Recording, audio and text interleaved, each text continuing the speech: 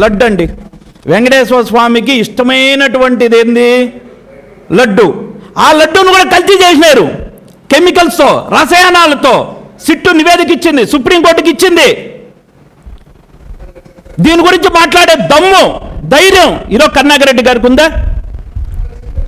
ఇన్ని చేసినాడు కాబట్టి ఈరోజు మేమేమంటున్నామంటే తిరుపతి జిల్లా ప్రజల్ని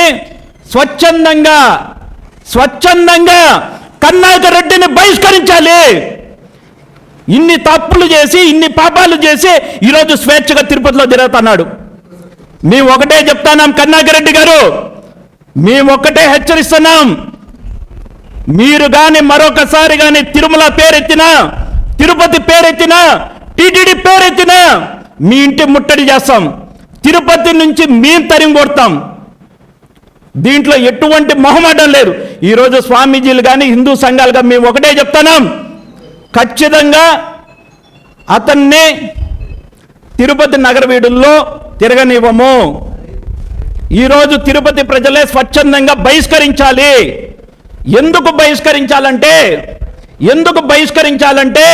అతను నాస్తికుడు కాబట్టి.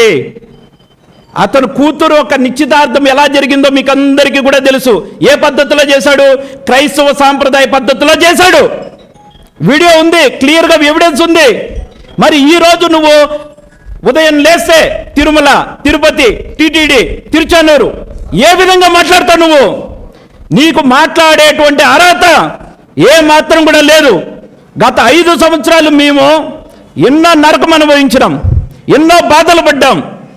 ఈరోజు మళ్ళీ మీరు అధికారంలో ఉన్నారనుకుంటున్నారా? మీరు ఇంకా భ్రమపడుతున్నారా? మీరేమన్నా అలా భ్రమపడితే ఖచ్చితంగా ఆ భ్రమనే వదిలిస్తామనేసి చెప్తున్నాం.